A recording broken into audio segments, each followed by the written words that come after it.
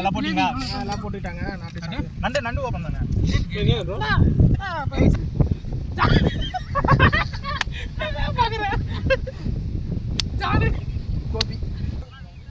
அப்படியா இல்லை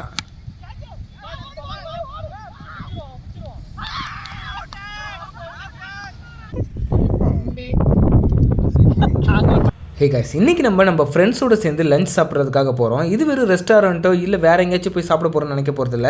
எல்லாருமே அவங்கவுங்க வீட்டில் சில டிஷ்ஷஸ்லாம் செஞ்சு கொண்டு வந்திருக்காங்க.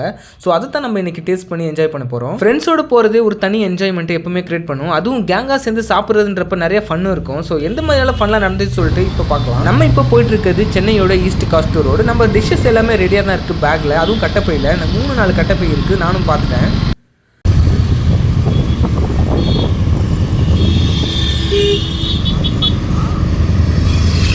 நம்ம இப்போ போயிட்டு இருக்கிறது தெரிஞ்சவங்களோட வீட்டுக்கு தான். அங்கே தோட்டம் இருக்குன்றதுனால அங்கே இருக்கிற வாழை இலையை பறிச்சு அதை நம்ம சாப்பிட்றதுக்கு யூஸ் பண்ணிக்கலாம் சொல்லிட்டு ஒரு பிளான்.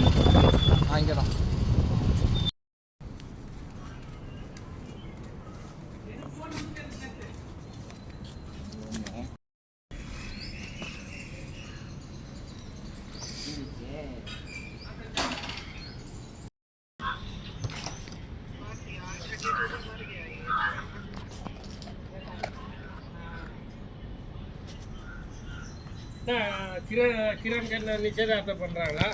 கிரணுக்கா? இல்லையா? எந்த ஊரில் இருந்து வராங்க ஃப்ரெண்டு? இது இங்கே தான், குன்றத்தூர்.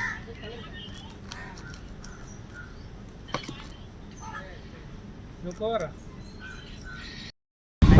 ஸோ தேவையான அளவுக்கு வாழை இலையை பறிச்சுட்டு அங்கேருந்து கிளம்ப ஆரம்பித்தோம். இப்போ நம்மளுக்கு தேவையானது பார்த்தீங்கன்னா தண்ணி கேன். வாட்டர் பாட்டில்லாம் வாங்கிட்டு இருந்தால் வேலைக்கு ஆகாதுன்னு சொல்லிட்டு அங்கே இருக்க ஏதாச்சும் ஒரு கடையில் தண்ணி கேன் வாங்கலாம் சொல்லிட்டு ஒரு பிளான் போட்டோம். ஸோ நிறைய கடையில் கேட்டு பார்த்தோம். Bro hi, welcome to channel. Welcome to bro channel. So Mayajaal பக்கத்தில் இருக்கிற ஒரு பொட்டி கடையில் தான் பார்த்தீங்கன்னா நம்ம தண்ணி கேனும் வாங்கினோம். அங்கே கம்மியாக தான் வித்துட்டு இருந்தாங்க, 35 ருபீஸ்னு. தண்ணி கேன் வாங்கிட்டு இருந்த கேப்பில் நம்ம ஃப்ரெண்ட்ஸ் கொஞ்சம் பேர் பார்த்தீங்கன்னா முன்னாடி போயிட்டு ஏதாச்சும் ஒரு இடத்த சூஸ் பண்ணுறதுக்காக அமைச்சு விட்டுட்டோம். ஏன்னா லஞ்ச் சாப்பிட்றதுக்கு ஒரு பக்கமான இடம் தேவைன்னு.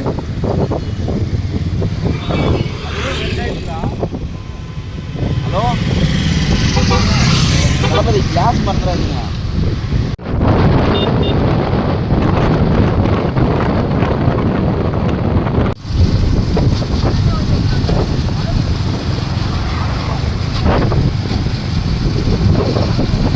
முட்டுக்காடு வரையும் ரீச் ஆகியுமே பார்த்தீங்கன்னா நாங்கள் எதிர்பார்த்த இடம் எங்கேயுமே கிடைக்கல. ஸோ அதையும் தாண்டி கொஞ்சம் மூவ் ஆகலாம் சொல்லிட்டு போயிட்டு இருந்தோம்.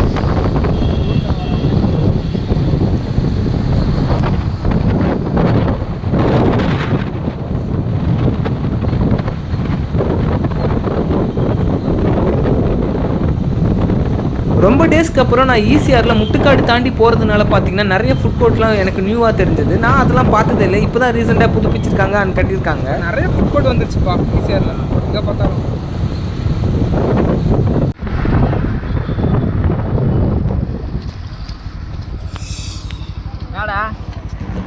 கொஞ்சம் தூரம் போனதுக்கப்புறம் ஒரு இடத்த பார்த்தோம். அந்த இடமும் பார்க்கறதுக்கு நல்லா தான் இருந்தது. பட் அங்கே கொஞ்சம் டர்ட்டிஸ்லாம் இருந்ததுனால இங்கே சாப்பிட வேணாம் அப்படின்னு சொல்லிட்டு அங்கேருந்து மறுபடியும் மூவ் ஆக ஆரம்பித்தோம். போகிற வழிகளில் நிறைய கைவினை பொருட்கள்லாம் செஞ்சு விற்றுக்கிட்டு இருந்தாங்க. அதுவும் பார்க்குறதுக்கு ரொம்பவே நல்லா இருந்தது. மேபி கிட்ஸ் இந்த சைடு போகிறாங்கன்னா கண்டிப்பாக அவங்கள ஈர்க்கிற விதமாக தான் அந்த பொருட்கள்லாம் இருந்தது.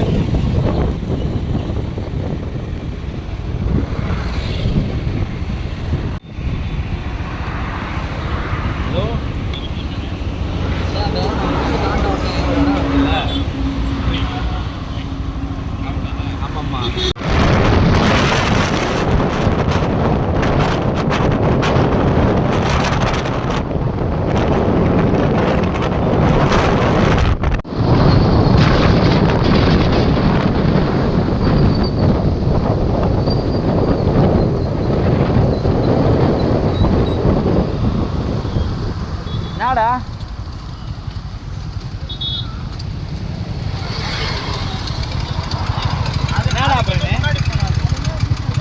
அதுவே ஓகே தான். அது பார்க்கிங் தானே இருக்கு. யாரு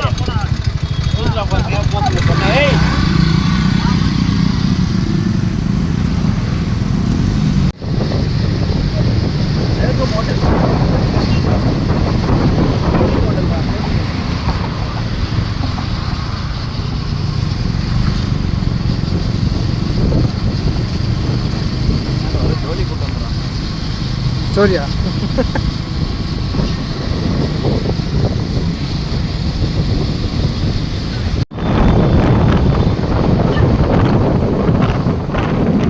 ரொம்ப நேரம் ஆகியும் எந்த பிளேஸுமே எங்களுக்கு ஏற்ற மாதிரி இல்லை. கோவளம்லாம் தாண்டி நாங்கள் ரீச் ஆகிட்டு இருந்தோம்.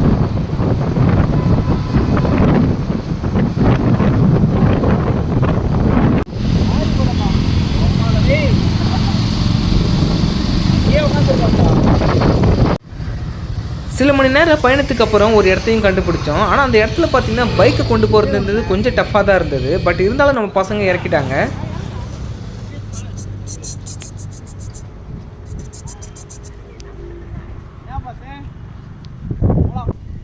வண்டி வர முடியுதா?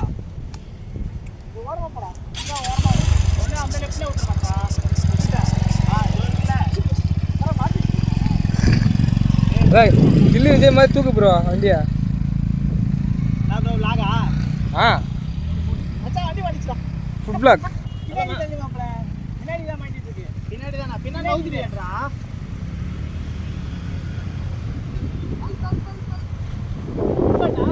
மச்சான் நீ இதே பேட்டர்ன்லயே போனா உள்ள போயிடலாம்.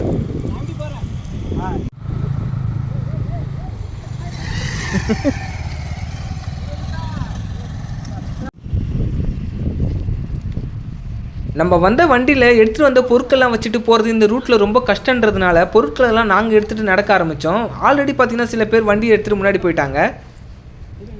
இந்த இடத்த பார்த்தோன்னா எனக்கு ஃபஸ்ட்டு மைண்டில் வந்தது என்னன்னு பார்த்தீங்கன்னா, வேட்டையாடு விளையாடல அமுதனை இளமாறன் பெண்களை கொலை பண்ணிட்டு ஒரு இடத்துல புதைப்பாங்க, அந்த மாதிரி தான் இருந்தது.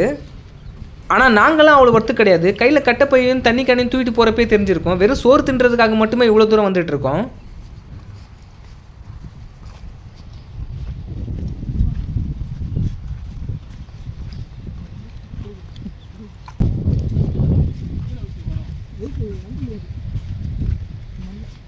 நம்ம அந்த வண்டி டயரை பார்த்தே போயிட்டுருக்கோம்ல. சோழனின் பயணம் தொடருன்ற மாதிரி நடந்து நிற்குது.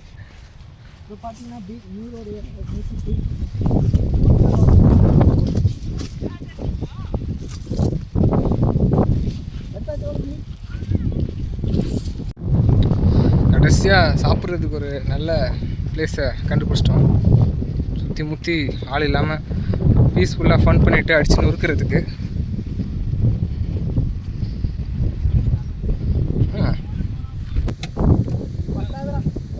சாப்பாடு மட்டும் தான்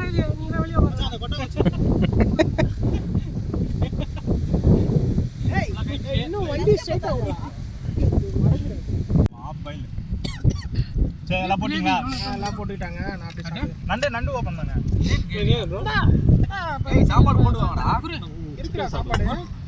அதான் பிஸ்கட் சொல்லலாம். மீன் குழம்பு வேற யாருக்குடா கிரில்ல? அதுதான்.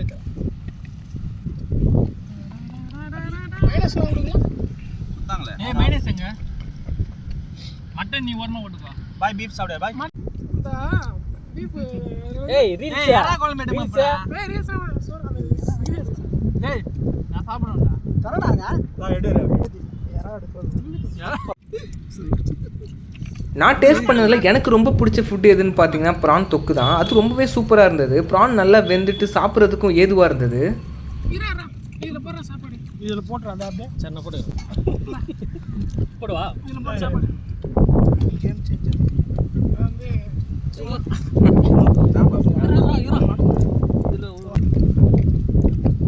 நம்ம ஃப்ரெண்ட்ஸ் என்னென்ன ஃபுட் ஐட்டம்லாம் கொண்டு வந்தாங்கன்னு சொல்லிட்டு நான் பட்டியலிடுறேன், நீங்களும் தெரிஞ்சுக்கங்க. நல்லா பெரிய பெரிய ப்ரான்ஸ் வச்சு பார்த்தீங்கன்னா தொக்கு செஞ்சு எடுத்துகிட்டு வந்திருந்தாங்க. அதே மாதிரி கிராபை வச்சு ஒரு மாதிரி கிரேவியும் சூப்பராக இருந்தது. சிக்கன் கிரேவி, மட்டன் சுக்கா, பீஃப் வச்சு ஒரு பொரியல், மத்தி மீனை வச்சு குழம்பும் அதே நேரத்தில் பார்த்தீங்கன்னா ஃப்ரை பண்ணி கொண்டு வந்திருந்தாங்க. எல்லாமே சூப்பராக இருந்தது. அண்ட் பிரியாணி ஐஸில் ரைஸும் கொண்டு வந்திருந்தாங்க. எல்லாமே வீட்டில் ஹோம்மேடாக செஞ்சு கொண்டு வந்தது. நாங்கள் எக்ஸ்ட்ரா கடையில் வந்தது தண்ணி கேனும் அண்ட் ஒரு கிரில்லும் மட்டும்தான்.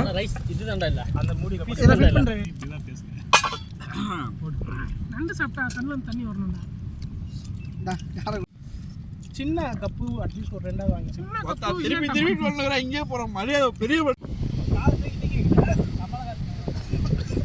சாப்பிட்டுட்டே இருக்கிறப்ப கொஞ்ச நேரம் நம்ம ஃப்ரெண்டு பிரவீனை வச்சு பார்த்தீங்கன்னா பசங்க எல்லாருமே ஃபன் பண்ணிட்டு இருந்தாங்க. நார்மலாகவே ஒரு ஃப்ரெண்ட்ஸ் கேங்கில் இந்த மாதிரி ஒரு பர்சன் இருந்தால் அந்த கேங்கே பார்க்குறதுக்கு ரொம்பவே சந்தோஷமாக இருக்கும். எவ்வளோ கலாச்சாரம் சரி, எவ்வளோ திட்டினாலும் சரி, எவ்வளோ அடித்தாலும் சரி தாங்கிறதுக்குன்னு ஒருத்தர் இருப்பான். அண்ட் அங்கே இருக்கிற பல பேரில் பார்த்தீங்கன்னா பிரவீன் எப்பவுமே தனித்தன்மையோடு தான் இருப்பார். ரொம்பவே இன்னசென்ட்டான கேரக்டர்.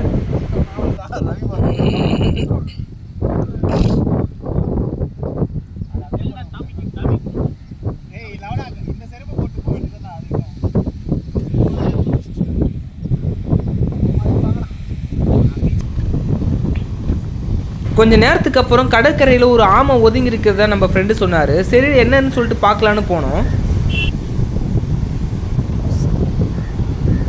ஆமாம் ப்ரோ, இறந்துதான் இருக்குது. ஆனால் அந்த ஆமை இறந்த நிலைமையில் தான் கிடந்தது. கிட்டத்தட்ட ஒரு 80 வருஷத்துக்கு மேலே வாழ்ந்த ஒரு ஆமையாக தான் இருக்கும். இறந்துருச்சு போல.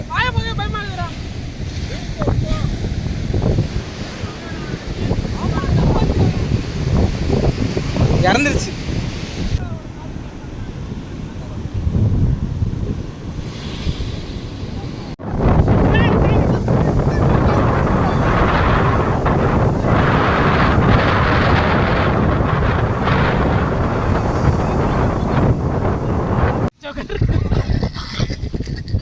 அந்த ப்ரோ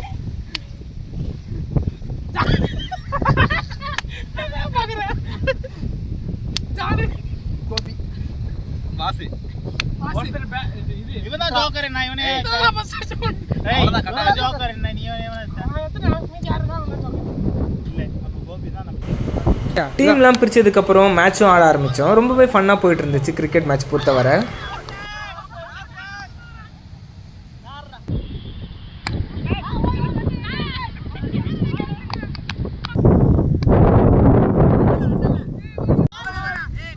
பொதுவாகவே ஸ்ட்ரீட் கிரிக்கெட் விளையாடுறதப்போ பார்த்தீங்கன்னா நிறைய ஃபன் மூமெண்ட் இருக்கும். அது மாதிரி தான் இப்போயும் நோ பாலா இல்லையான்னு சொல்லிட்டு பேசிகிட்டே இருக்காங்க. அந்த கான்வர்சேஷன்லாம் பார்க்க ரொம்ப ஃபன்னாக இருந்தது.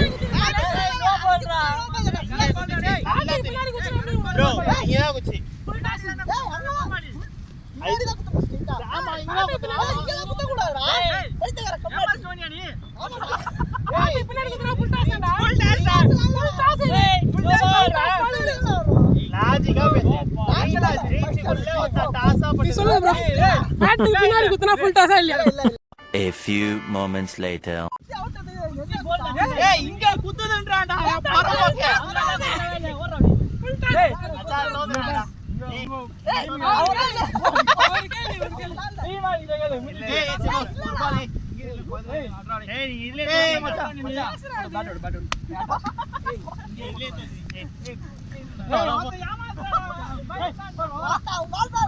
ஒரு வழியாக நம்ம டீம் எப்படியோ பேசிட்டு அந்த ஒரு பாலை ரீபால் போட சொல்லிட்டு கேட்டுட்டாங்க.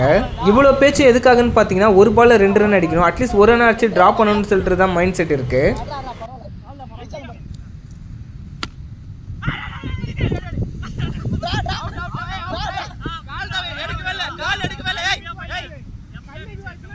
கிரிக்கெட் ஆடி முடிச்சுட்டு டயர்ட் ஆகிட்டு அதை தொடர்ந்து யூனோவும் ஆட ஆரம்பித்தோம். அதுவும் ரொம்ப இன்ட்ரெஸ்டிங்காக இருந்தது. இந்த கேம் நான் ஃபஸ்ட் டைம் விளையாடுறேன். பொழுது போய் இருட்டியும் பார்த்தீங்கன்னா இந்த கேமை நாங்கள் விளையாடிட்டு தான் இருந்தோம், மொபைல் டார்ச் அடித்து வச்சு.